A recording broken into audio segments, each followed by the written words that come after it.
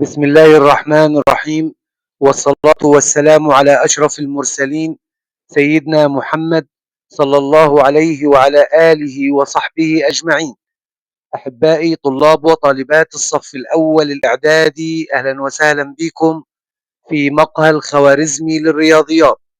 النهاردة إن شاء الله تعالى حصة رقم 2، وهناخد فيها الدرس الثاني في الوحدة الأولى، مقياس الرسم.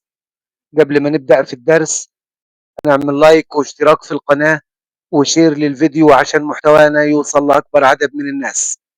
يعني إيه مقياس الرسم؟ مقياس الرسم هو نسبة. مقياس الرسم هو نسبة. النسبة دي بتقارن بين البعد في الرسم والبعد الحقيقي. احنا أخذنا النسبة وعرفنا معنى النسبة. معنى النسبة هي المقارنة بين كميتين من نفس النوع. أهو احنا بنقارن بين كميتين من نفس النوع.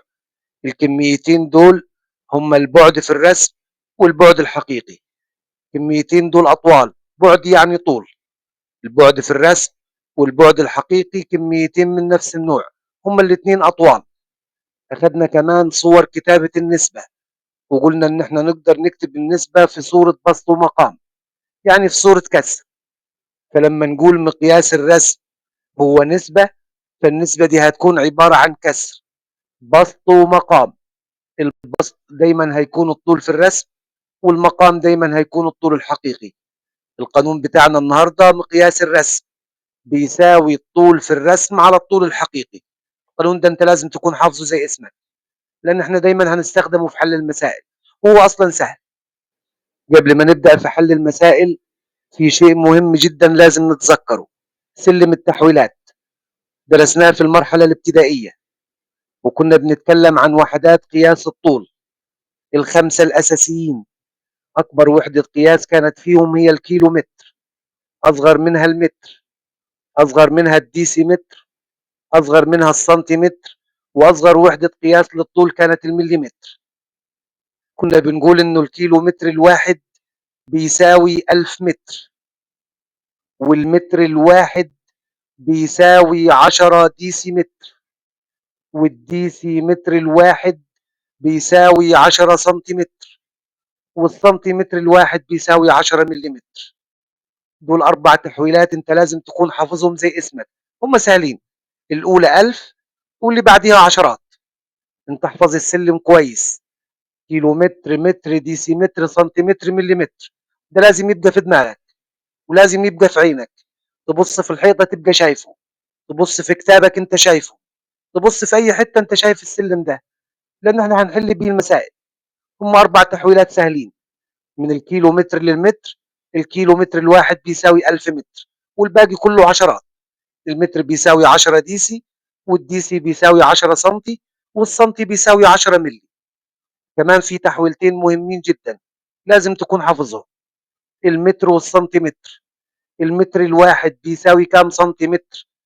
هتلاحظ ان انت عشان تتحرك من عند المتر لما توصل للسنتيمتر عديت على عشرتين.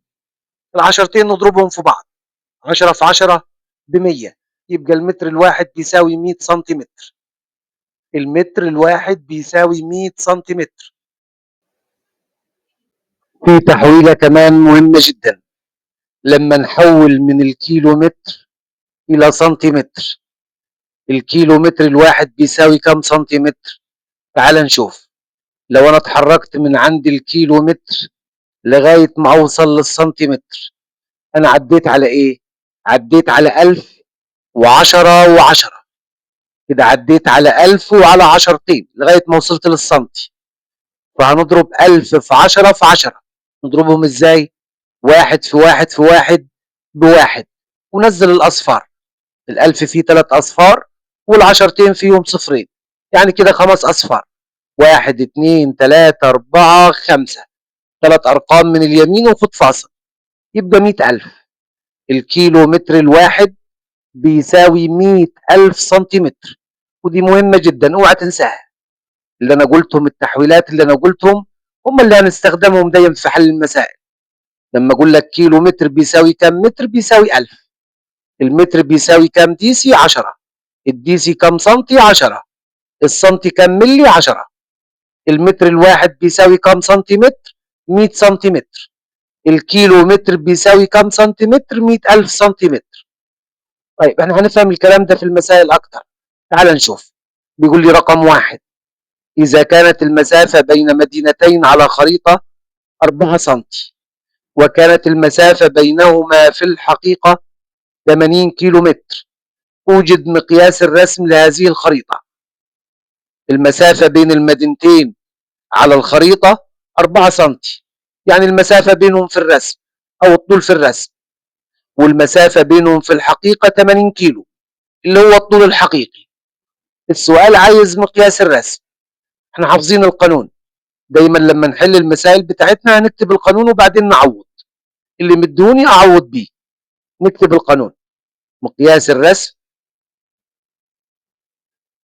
بيساوي الطول في الرسم على الطول الحقيقي. الكلام ده بيساوي، قلنا اللي مدهوني هعوض بيه. هو مديك الطول في الرسم اللي هي المسافة بين المدينتين على الخريطة 4 سنتي، هتكتب فوق 4 سنتي. تحت الطول الحقيقي، الطول الحقيقي هو مديهولك ب 80 كيلو متر، فهتكتب تحت 80 كيلو متر. الكلام ده بيساوي، اخدنا قبل كده وقلنا انه النسبة لازم يكونوا الحدين بتوعها ليهم نفس وحدات القياس. الحدين بتوع النسبة لازم يكون ليهم نفس وحدة القياس، ما ينفعش واحد بالسنتي وواحد بالكيلو، فبالتالي احنا لازم نخليهم بنفس وحدة القياس. فدايما هنحول الكبير، دايما هنحول الكبير. الكبير هو الكيلو متر، هنحوله إلى سنتيمتر. لسه جايلين من شوية إنه الكيلو متر الواحد بيساوي 100,000 سنتيمتر، فلما نحول من الكيلو متر إلى سنتيمتر هنضرب في كام؟ هنضرب في 100,000، لأن الكيلو متر الواحد بيساوي 100,000 سنتيمتر. هنضرب 80 في 100,000. 80 في 100,000 أنزل ال 80 وقدامها الخمس أصفار بتوع ال 100,000: 1 2 3 4 5. 3 أرقام من اليمين وفاصل، 3 أرقام وفاصل، 8 مليون. والأربعة سنتي يقعدوا زي ما هم 4 سنتي، مش هنعمل فيهم حاجة. يبقى احنا حولنا ال 80 كيلو إلى سنتي. الكيلو متر الواحد بيساوي 100,000 سنتي، فلما نحول من الكبير للصغير نضرب. دايما لما نحول من الكبير للصغير نضرب. انت عارف ان الكبير بيضرب الصغير، الصغير مش بيقدر عليه، فبالتالي لما نحول من الكبير للصغير نضرب. افتكرها من هنا. 80 كيلو متر لو عايز تحولهم إلى سنتيمتر اضرب 80 في 100,000. 80 في 100,000 بتساوي كام؟ نزل ال 80 وقدامها الخمس أصفار بتوع ال 100,000، يبقى 8 مليون. 4 على 8 مليون. في معلومة مهمة جدا: مقياس الرسم في النهاية لازم يكون واحد في البسط أو واحد في المقام. في الناتج النهائي لمقياس الرسم لازم يكون في واحد فوق أو يكون واحد تحت. طب هنعمل إيه عشان نعمل كده؟ شوف الصغير اللي فيهم، هنا 4 وهنا 8 مليون. الصغير اللي فيهم هو ال4، فهتخلي لي ال4 ده واحد. طب ازاي تخلي ال4 واحد؟ اي عدد عايزه تخليه واحد اقسمه على نفسه. 4 على 4 هتساوي واحد. وزي ما قسمنا فوق على 4 هنقسم تحت برضو على 4، يعني هنقسم ال 8 مليون على 4. ال 8 مليون لما نقسمها على 4 نعمل ايه؟ نقسم ال 8 على 4 وننزل الاصفار. 8 على 4 بتساوي 2، ونزل الاصفار، هم 6 اصفار: 1 2 3 4 5 6. 3 أرقام وفاصل، 3 أرقام وفاصل، يبقى 1 على 2 مليون. الكلام ده معناه ايه؟ معناه انه مقياس الرسم اللي اترسمت بيه الخريطة، كل 1 سنتيمتر في الرسم او على الخريطة هيساوي 2 مليون سنتيمتر في الحقيقة. كل 1 سنتي في الرسم هيساوي 2 مليون سنتي في الحقيقة، وده مقياس الرسم اللي اترسمت بيه الخريطة. تعال نشوف السؤال الثاني إن شاء الله هنفهم أكتر. رقم 2: صورة مكبرة لحشرة إذا كان طولها الحقيقي 5/10 مليمتر. طول الحشرة الحقيقي 5/10 مليمتر، وطولها في الصورة 7.5 سنتيمتر. السؤال عايز منك مقياس الرسم. هي الحشرة دي احنا عملنا لها تكبير، الصورة كانت مكبرة، هو طولها في الحقيقة أكيد صغير، فلما عملنا لها صورة كانت صورتها مكبرة. طيب طولها الحقيقي كان كام؟ كان 5 مليمتر، وطولها في الصورة 7.5 سنتيمتر. المطلوب منك تجيب مقياس الرسم. اكتب القانون وعوض باللي مديهولك. القانون بتاعنا مقياس الرسم بيساوي الطول في الرسم على الطول الحقيقي. الطول في الرسم على الطول الحقيقي. الكلام ده بيساوي الطول في الرسم مديهوني بكام؟ الطول في الرسم اللي هو الطول في الصورة، طولها في الصورة 7.5، يبقى هتكتب 7.5، 7.5 سنتي. الطول في الحقيقة، الطول في الحقيقة كان 5 ملي، هنكتب 5 ملي، هنكتبها بوحدة القياس زي ما عملنا في المثال اللي فات. الطول في الرسم 7.5 سنتي، والطول الحقيقي 5 ملي. قلنا من شوية إنه الحدين بتوع النسبة لازم يكونوا ليهم نفس وحدة القياس، ما ينفعش واحد بالسنتي واحد بالملي. فهنحول، هنحول مين فيهم؟ هنحول الكبير، الكبير هو السنتي، نحوله إلى ملي. السنتيمتر الواحد بيساوي كم ملي؟ السنتيمتر الواحد بيساوي 10 ملي. فلما نحول 7.5 سنتي إلى ملي نضربها في 10. هتضرب 7.5 في 10، تضرب 7.5 في 10 على الآلة تطلع لك 75. احنا كنا بنقول لما بنضرب في 10 و100 و1000 بنحرك العلامة ناحية اليمين، لما نضربها في 10 نحركها خطوة، لما نحركها خطوة تجيك في اليمين خالص، والعلامة لما تجيك في اليمين تلغيها والعدد يبقى صحيح. أو اضرب 7.5 في 10 على الآلة الحاسبة هتطلع لك 75. كده احنا حولنا 7.5 سنتي إلى مليمتر. ال5 قاعدين زي ما هم 5، مش هنعمل فيهم حاجة. قلنا من شوية إنه مقياس الرسم في النهاية لازم يكون واحد فوق أو واحد تحت. دايما قلنا هنخلي الصغير فيهم واحد. الصغير اللي فيهم مين؟ ال75 ولا ال5؟ ال5 أكيد ده نص، ودي 75. 5 هو الصغير، هتخليه لي واحد. هتخليه واحد ازاي؟ تقسمه على نفسه. أي عدد عايزه يبقى واحد اقسمه على نفسه. 5 لما تقسمها على 5 تديك واحد. وزي ما قسمت هنا على 5 لازم تقسم فوق على 5. 75 لما نقسمها على 5 على الآلة هتطلع لك 150. 75 لما نقسمها على 5 اقسمها على الآلة تطلع لك 150. فكده مقياس الرسم 150 على واحد. يعني ايه 150 على واحد؟ يعني كل 150 ملي متر في الرسم هيساوي 1 ملي متر في الحقيقة. كل 150 ملي متر في الرسم هيساوي 1 ملي متر في الحقيقة. طيب هنلاحظ هنا حاجة، هنلاحظ انه 150 على واحد بتساوي كام؟ بتساوي 150. يعني مقياس الرسم طلع اكبر من الواحد. لما يكون مقياس الرسم اكبر من الواحد يبقى مقياس الرسم بيعبر عن تكبير. لما يكون مقياس الرسم اكبر من واحد يبقى مقياس الرسم بيعبر عن تكبير. طيب لو كان اصغر من واحد زي المثال اللي فات، 1/2 مليون، ده كسر، بسطه اصغر من مقامه، فبالتالي هو اصغر من الواحد. اي كسر بسطه اصغر من مقامه العدد ده بيكون اصغر من الواحد، فمقياس الرسم هنا طلع اصغر من الواحد. فكده مقياس الرسم بيعبر عن تصغير. لما مقياس الرسم يكون اصغر من واحد بيعبر عن تصغير. لما مقياس الرسم بيكون اكبر من واحد بيعبر عن تكبير. لذلك سؤالها في الامتحان يجيك بالشكل ده في اكمل، يقول لك اذا كان مقياس الرسم اكبر من واحد فانه يعبر عن نقط، لو كان اكبر من واحد هيعبر عن تكبير، ولو كان اصغر من واحد هيعبر عن تصغير. اذا كان مقياس الرسم اصغر من واحد فانه يعبر عن نقط، كله يعبر عن تصغير. طيب السؤال ممكن يجيك بشكل مختلف شويه، يجي يقول لك ايه؟ يقول لك اذا كان مقياس الرسم 200/1، دايما يا جماعه النسبه نقراها من الشمال لليمين، 200/1، فإنه يعبر عن نقط 200 إلى 1 يعني 200 على 1.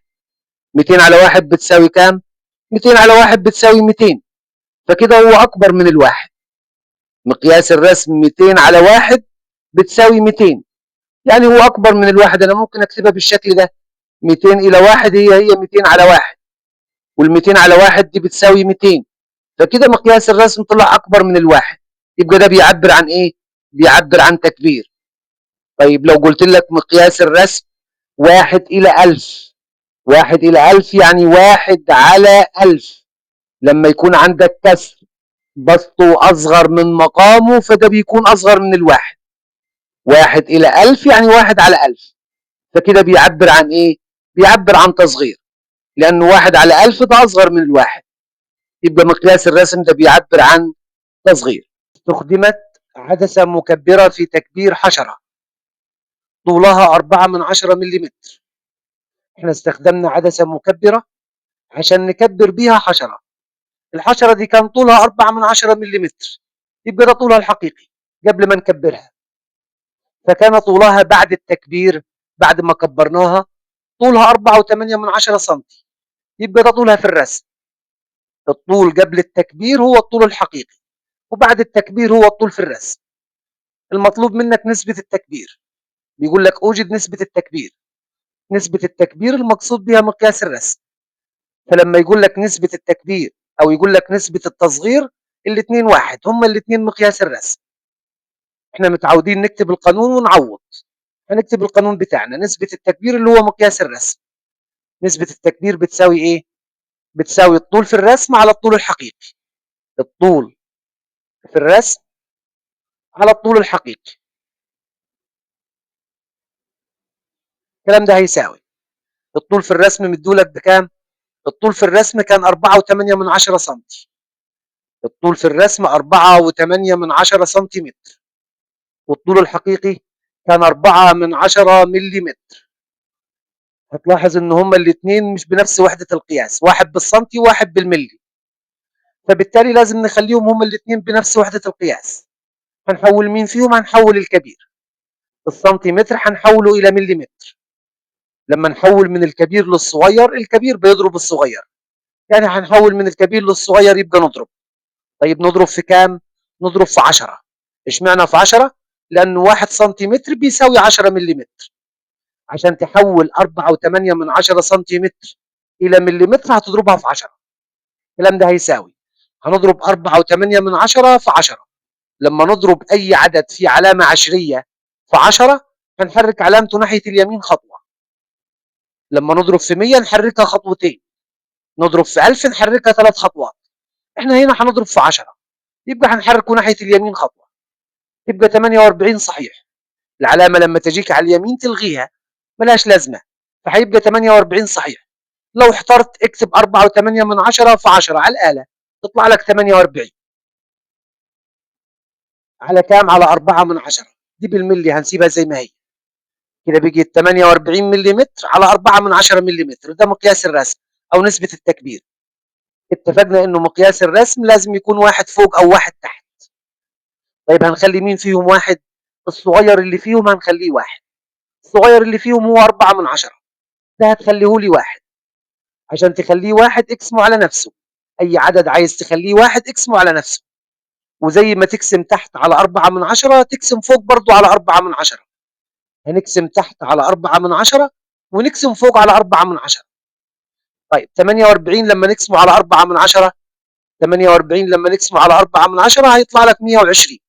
تبع على الآلة الحاسبة 48 على 4 من 10 يطلع لك 120، و4 من 10 على 4 من 10 بتساوي 1. فكده نسبة التكبير 120 ملم في الرسم هيساوي 1 ملم في الحقيقة. كل 120 ملم في الرسم بيساوي 1 ملم في الحقيقة، وهي دي نسبة التكبير. السؤال رقم 4 بيقول لك إذا كان الطول في الرسم 5 سم والطول الحقيقي 120 سم. هتلاحظ إنه ده بالسنتي وده بالسنتي، إحنا كده مش هنحول، ده هما الاتنين بنفس وحدة القياس، مفيش تحويل. هنكتب القانون بتاعنا ونعوض. بيقول لك أوجد مقياس الرسم وبين ما إذا كان للتكبير أم للتصغير. عايز يعرف إذا كان ده تكبير ولا تصغير. الأول نكتب القانون ونعوض. مقياس الرسم بيساوي الطول في الرسم على الطول الحقيقي.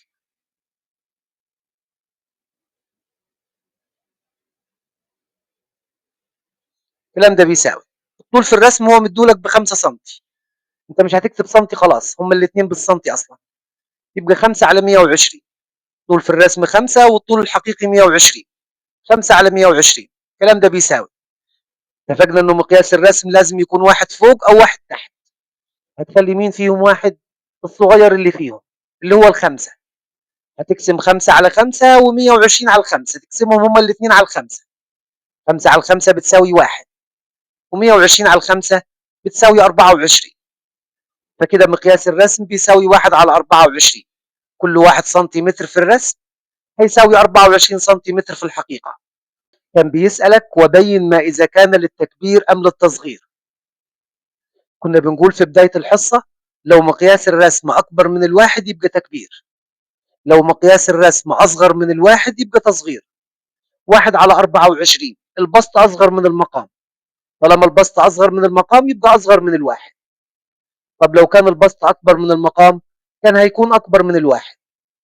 هنا البسط أصغر من المقام يبقى ده أصغر من الواحد، طالما أصغر من الواحد يبقى مقياس الرسم ده كان للتصغير.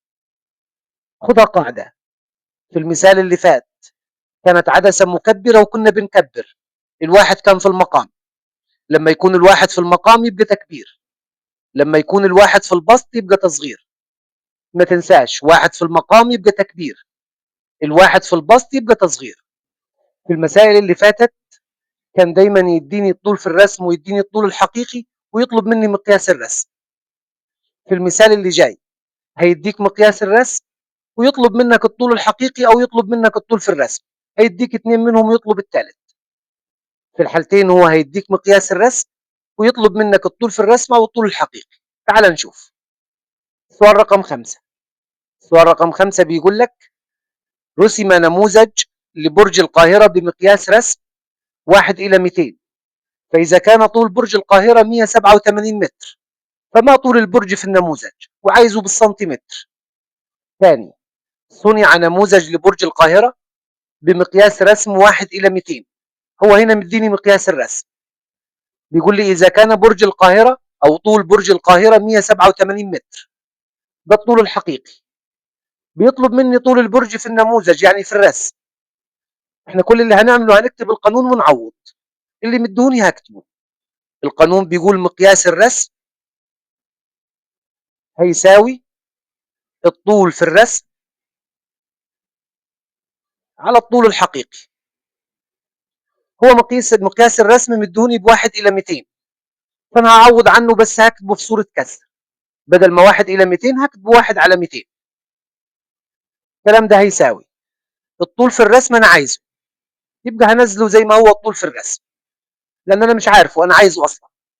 الطول الحقيقي كان مدوني ب 187 متر، يبقى الطول الحقيقي 187 متر. كل اللي عملناه كتبنا القانون وعوضنا. مقياس الرسم مدوني 1 إلى 200، كتبت 1 على 200. الكلام ده بيساوي الطول في الرسم، أنا عايز طول البرج في النموذج اللي هو الطول في الرسم، هكتبه زي ما هو. الطول الحقيقي للبرج كان 187 متر، هنزل مكان الطول الحقيقي 187 متر. طيب هو كان عايز طول البرج في النموذج بالسنتي، طالما عايزه بالسنتي يبقى انت لازم تحول المتر ده الى سنتي. الطول الحقيقي 187 متر، هتحوله لسنتي. تعال نحوله. 1 الى 200 تنزل زي ما هي 1 الى 200 او 1 على 200. الكلام ده بيساوي الطول في الرسم زي ما هو برضه. ال 187 متر هنحولهم الى سنتي. لما تحول من المتر للسنتي انت بتحول من الكبير للصغير. تضرب في كام؟ تضرب في 100، لان المتر بيساوي 100 سنتي، فهتضرب ال 187 في 100. لما تضرب اي عدد في 100 نزله زي ما هو وقدامه الاصفار. 187 تنزل زي ما هي وقدامها الصفرين بتوع ال 100، يبقى 18700 سنتي. انت كده عندك تناسب. التناسب هو تساوي نسبتين على الاقل. النسبه الاولى 1 على 200، والنسبه الثانيه الطول في الرسم على 18700. دول نسبتين بيساووا بعض، يبقى ده تناسب. كنا بنحل التناسب ازاي؟ كان يبقى عندي مجهول في التناسب وعايز، وكنت اعمل ايه عشان اجيبه؟ المجهول اللي موجود معانا في التناسب ده هو الطول في الرسم. المجهول في التناسب هو الطول في الرسم. احنا عايزين نجيب المجهول اللي موجود في التناسب، فهنقول له الطول في الرسم بيساوي الطول في الرسم بيساوي، كنا بنعمل شرطة كسر، والعدد اللي موجود جبال المجهول في المقص، العدد اللي موجود جبال المجهول في المقص هو ال200، هناخده في المقام، ال200 يبقى في المقام، والعددين اللي جبال بعض نضربهم في بعض في البسط، يعني هنضرب 1 في 18700، 1 في 18700 بتساوي 18700، هنقسم 18700 على 200، ممكن نشيل صفرين من فوق مع صفرين من تحت، ونقسم 187 على 2، 187 لما نقسمهم على 2 يديك 93 ونص، سمع الآلة الحاسبة 93 ونص سنتيمتر. هو كان طالب منك طول البرج في النموذج بالسنتيمتر، احنا حولنا طول برج القاهرة الحقيقي اللي هو كان 187 متر، حولناهم إلى سنتي اللي هو 18700 سنتي، عشان كده الناتج اللي هيطلع الطول في الرسم هيطلع بالسنتي. سؤال رقم 6 بيقول لك رسم مصطفى صورة لأخيه أحمد بمقياس رسم 1:40. مصطفى رسم صورة لأخوه أحمد بمقياس رسم 1:40، وكان طول أحمد الحقيقي 160 سنتي، فما طول أحمد في الصورة؟ هو مقياس الرسم 1:40 والطول الحقيقي لأحمد 160، احنا عايزين طوله في الصورة، يعني عايزين طوله في الرسم، فدايما هنكتب القانون بتاعنا ونعوض اللي مدوني أعوض بيه. قانون مقياس الرسم بيساوي الطول في الرسم على الطول الحقيقي. طيب هو مديك مقياس الرسم 1:40، هنكتبه في صورة كسر 1/40، هنشيل مقياس الرسم ونحط مكانه 1/40، الكلام ده بيساوي الطول في الرسم احنا عايزينه هنكتبه زي ما هو، ده المجهول بتاعنا في التناسب، الطول في الرسم على الطول الحقيقي، الطول الحقيقي 160 سنتي، الطول الحقيقي 160 سنتي، انت عايز طول في الرسم والطول في الرسم هيكون بالسنتي، فكده احنا مش هنحول لان الطول الحقيقي مديهولك بالسنتي، فنقدر نجيب الطول في الرسم. ايوه الطول في الرسم هو المجهول، هنقول له بيساوي الطول في الرسم بيساوي، الطول في الرسم بيساوي اللي جبال المجهول في المقص هناخده في المقام اللي هو ال40، والعددين اللي جبال بعض نضربهم في بعض في البسط، اللي جبال المجهول ال40 جباله في المقص، والعددين التانيين نضربهم في بعض في البسط، هنزل ال40 في المقام وهضرب 1 في 160، 1 في 160 بيساوي 160، كده هنقسم 160 على 40، الكلام ده بيساوي، ممكن اشيل صفر من فوق مع صفر من تحت، و16 على 4، 16 على 4 بتساوي 4، فكده طول احمد في الرسم هيساوي 4 سم. السؤال رقم 7 إذا كانت المسافة بين مدينتين في إحدى الخرائط 14 سنتيمتر، المسافة بين المدينتين على الخريطة 14 سنتي، يعني الكلام ده معناه الطول في الرسم، المسافة بين المدينتين على الخريطة هي الطول في الرسم 14 سنتي، الخريطة رسم. أوجد البعد الحقيقي بين المدينتين، احنا كده عايزين نجيب الطول الحقيقي، البعد الحقيقي يعني الطول الحقيقي، عايز اجيبه بالكيلومتر، وجد البعد الحقيقي بين المدينتين بالكيلومتر، شيء طبيعي ان البعد الحقيقي بين المدينتين هيكون بالكيلومتر، مسافة بتكون كبيرة يعني لازم تكون بالكيلومتر. إذا كان مقياس الرسم 1/300,000، مقياس الرسم كل 1 سنتيمتر في الرسم بيساوي 300,000 سنتيمتر في الحقيقة، كل 1 سنتيمتر في الرسم بيساوي 300,000 سنتيمتر في الحقيقة. انت كده معاك مقياس الرسم ومعاك الطول في الرسم والمطلوب منك الطول الحقيقي، هتكتب القانون بتاعك وتعوض، وبعد كده هنكون التناسب ونجيب المجهول اللي في التناسب اللي هو البعد الحقيقي، يبقى مقياس الرسم بيساوي الطول في الرسم على الطول الحقيقي.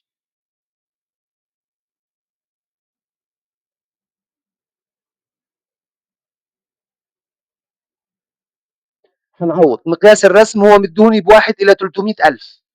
1 إلى 300,000 هنكتبها بصورة كسر. 1 على 300,000. دايما مقياس الرسم هنكتبه بصورة كسر. 1 على 300,000. الكلام ده بيساوي الطول في الرسم هو مديهولك ب 14 سنتيمتر. الطول في الرسم بيساوي 14 سنتيمتر، والمطلوب منك الطول الحقيقي اللي هو البعد الحقيقي بين المدينتين. خلينا نكتبها البعد الحقيقي. البعد هو الطول. انا عايز اجيب البعد الحقيقي. المجهول بتاعك هو البعد الحقيقي اللي موجود قباله في المقص هناخده في المقام. مين موجود قباله في المقص؟ الواحد. هناخد الواحد في المقام، والعددين اللي قبال بعض هنضربهم في بعض في البسط. المجهول اللي معانا هو البعد الحقيقي، يبقى البعد الحقيقي بيساوي شرطة الكسر اللي موجود قبال المجهول. المجهول هو البعد الحقيقي اللي قباله في المقص الواحد هناخده في المقام، وهنضرب 14 في 300,000. 14 في 300,000 نضربها ازاي؟ هننزل الاصفار ونضرب 3 في 14. انت معك 5 اصفار، نزل 5 اصفار. 1 2 3 4 5. واضرب 3 في 14. 3 في 14 ب 42. ثلاث ارقام من اليمين وخد فاصل، ثلاث ارقام وخد فاصل، يبقى 4 مليون و200 الف. يبقى البعد الحقيقي بيساوي 4 مليون و200 الف على واحد. اي عدد تقسمه على واحد يطلع نفس العدد هو. يبقى 4 مليون على 4 مليون و200 الف على واحد هيساوي 4 مليون و200 الف. 4 مليون و200 الف. اللي طلع معانا ده طلع بالسنتيمتر، لانه الطول في الرسم كان بالسنتيمتر، فالبعد الحقيقي لما هيطلع برضه بالسنتيمتر. هو مش عايزه بالسنتيمتر، هو عايزه بالكيلومتر. دايما تقرا سؤالك كويس وتفهم سؤالك عايز منك ايه. هو كان عايز البعد الحقيقي، جبناه اهو. طلع 4 مليون و200 الف، بس طلع بالسنتي. ازاي عرفنا ان هو بالسنتي؟ لان الطول في الرسم بالسنتي، فالبعد الحقيقي هيطلع بالسنتي. بعد ما يطلع معنا البعد الحقيقي بالسنتي هنحوله الى كيلومتر. ازاي نحول من سنتي الى كيلومتر؟ احنا كده بنحول من الصغير للكبير، ولما نحول من الصغير للكبير نقسم. طيب نقسم على كام؟ هنقسم على 100,000. ليه على 100,000؟ لانه الكيلومتر بيساوي 100,000 سنتيمتر. الكيلومتر بيساوي 100,000 سنتيمتر. فانت هتقسم 4 مليون و200 الف، هتقسمهم على 100,000. هتلاحظ ان انت عندك 5 اصفار فوق و5 اصفار تحت، ممكن تشيلهم مع بعض. هتشيل 5 اصفار من فوق مع 5 اصفار من تحت، هيتبقى معاك 42 على 1. 42 على 1 بتساوي 42. 42 ايه؟ 42 كيلو متر. وكده احنا جبنا المسافة بين المدينتين بالكيلومتر او البعد الحقيقي. نروح نشوف السؤال رقم 8. السؤال بيقول إذا كان طول قناة السويس على خريطة مرسومة بمقياس رسم 1 إلى 100,000 هو 15 سنتي. طول قناة السويس على الخريطة، يعني طولها في الرسم، بيساوي 15 سنتي. الخريطة مرسومة بمقياس رسم 1 إلى 100,000. كل 1 سنتيمتر على الخريطة هيساوي 100,000 سنتيمتر في الحقيقة. فما هو طولها الحقيقي بالكيلومتر؟ المطلوب منك ان انت تجيب طول قناة السويس الحقيقي وعايزه بالكيلومتر. الطول الحقيقي لازم هيكون بالكيلومتر. احنا قلنا عشان نقدر نجيب المجهول اللي هو الطول الحقيقي هنكون تناسب. هنكونه ازاي؟ باستخدام القانون. هنكتب القانون بتاعنا ونعوض. القانون بيقول مقياس الرسم بيساوي الطول في الرسم. طول في الرسم يعني طول قناة السويس على الخريطة على الطول الحقيقي. مقياس الرسم هو مديهولك 1 إلى 100,000. هنكتبه بصورة كسر. 1 على 100,000. 1 على 100,000. الكلام ده بيساوي الطول في الرسم هو مديهولك ب 15 سنتي، هتعوض عنه ب 15 سنتي. الطول الحقيقي انت عايزه، هتكتبه زي ما هو.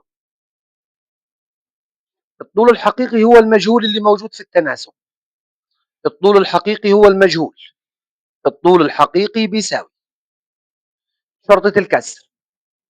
العدد اللي موجود قبال المجهول في المقص هناخده في المقام. الطول الحقيقي جباله مين في المقص؟ جباله الواحد. هناخد الواحد في المقام وهنضرب العددين اللي جبال بعض في بعض في البسط. 15 في 100,000. 15 في 100,000 تضربها ازاي؟ تضرب واحد في 15 وتنزل قدامها الخمس أصفار. واحد في 15 ب 15 وقدامها خمس أصفار، واحد اتنين تلاتة أربعة خمسة. عد ثلاث أرقام من اليمين وخد فاصل، ثلاث أرقام وخد فاصل. العدد ده 1,500,000. 1,500,000 على واحد هتساوي 1,500,000. 1,500,000. 1,500,000 إيه؟ 1,500,000 سنتيمتر. طالما الطول في الرسم بالسنتيمتر يبقى الطول الحقيقي لازم يطلع بالسنتيمتر. الطول في الرسم بالسنتيمتر فالطول الحقيقي هيطلع بالسنتيمتر. هو عايزه منك بالكيلومتر زي المسألة اللي فاتت. لو انت عايز تحول من السنتيمتر الى كيلومتر هتقسم. تقسم على كام؟ تقسم على 100,000. انت بتحول من الصغير للكبير. من الصغير للكبير نقسم. نقسم على كام؟ نقسم على 100,000. اشمعنى؟ لأنه الكيلومتر بيساوي 100,000 سنتيمتر. يبقى 1,500,000 على 100,000. هتلاحظ انه في خمس اصفار فوق وخمس اصفار تحت. نشيل خمس اصفار من فوق مع خمس اصفار من تحت، يتبقى معانا 15 على واحد، و15 على واحد بتساوي 15. 15 كيلو متر. كده احنا حولنا من السنتيمتر الى كيلو متر. يبقى طول قناة السويس في الحقيقة 15 كيلو متر. وكده السؤال خلص. نروح نشوف السؤال اللي بعده رقم 9. كده هيكون معانا آخر سؤال وهنختم بيه الحصة. بيقول لك إذا كان مقياس رسم خريطة هو، ومديني الشكل ده شكل مخطط. مديني مقياس الرسم على شكل مخطط، وكانت المسافة بين مدينتين على الخريطة 3 سنتي. فما هي المسافة الحقيقية بين المدينتين؟ المطلوب منك الطول الحقيقي بين المدينتين. المسافة بينهم على الخريطة هي الطول في الرسم، والمسافة الحقيقية هي الطول الحقيقي. المطلوب منك ان انت تجيب الطول الحقيقي. مديك مقياس الرسم. تعالوا نفهم مقياس الرسم. من عند الصفر لغاية ال30 ده 1 سنتي. من عند ال30 لغاية ال60 1 سنتي. في أي مخطط الكلام ده؟ المسافة أو الجزء اللي معاك في المخطط بيساوي 1 سنتي. من ال30 لل60 1 سنتي. من ال60 لل90 برضو 1 سنتي. من 90 ل120 1 سنتي. هي هنا 120 كيلو متر. هتلاحظ ان انت عندك من عند الصفر لغاية ال30 1 سنتي. يعني كل 1 سنتيمتر في الرسم بيساوي 30 كيلو متر في الحقيقة. كل 1 سنتيمتر في الرسم بيساوي 30 كيلو متر في الحقيقة. من عند الصفر لغاية ال60 دول كام سنتي؟ 2 سنتي. يبقى كل 2 سنتي في الرسم بيساوي 60 كيلو متر في الحقيقة. من عند الصفر لغاية ال90 كام سنتي؟ 3 سنتي. فكل 3 سنتي في الرسم هيساوي 90 كيلو متر في الحقيقة. من عند الصفر لغاية 120 4 سنتي. فكل 4 سنتي في الرسم هيساوي 120 كيلو متر في الحقيقة. مقياس الرسم دايما بيكون 1 سنتي إلى عدد. فاحنا كده كل 1 سنتيمتر في الرسم هيساوي 30 كيلو متر في الحقيقة. هو ده مقياس الرسم. كل 1 سنتيمتر في الرسم هيساوي 30 كيلو متر في الحقيقة. هو ده مقياس الرسم. ممكن نكتبه بالشكل ده 1 إلى 30 أو 1 على 30. يبقى احنا كده معانا مقياس الرسم، ومعانا الطول في الرسم اللي هو المسافة بين المدينتين على الخريطة، والمطلوب مننا نجيب المسافة الحقيقية اللي هي الطول في الحقيقة. هنكتب القانون ونعوض. مقياس الرسم بيساوي شرطة الكسر الطول في الرسم على الطول الحقيقي. مقياس الرسم 1 إلى 30. هنكتبه في صورة كسر 1 على 30. الكلام ده بيساوي الطول في الرسم ادوني ب3 سنتي. الطول الحقيقي أنا عايزه اللي هي المسافة الحقيقية بين المدينتين. الطول الحقيقي هو ده المجهول. المجهول بتاعنا بنجيبه ازاي؟ هنقول له الطول الحقيقي بيساوي شرطة الكسر اللي موجود جبال المجهول في المقص هناخده في المقام. الطول الحقيقي اللي جباله في المقص هو الواحد، ناخده في المقام. ونضرب العددين اللي قبل بعض في البسط. 3 في 30 هنضربهم في بعض. 3 في 30 نزل الصفر، و3 في 3 ب9. 90 على 1 بتساوي كام؟ 90 على 1 بتساوي 90. بس هيبقى 90 ايه؟ هيبقى 90 كيلو متر. واحد يقول لي ازاي؟ انت كنت بتقول لو الطول في الرسم بالسنتي، الطول الحقيقي هيطلع بالسنتي. بس انت ما ركزتش.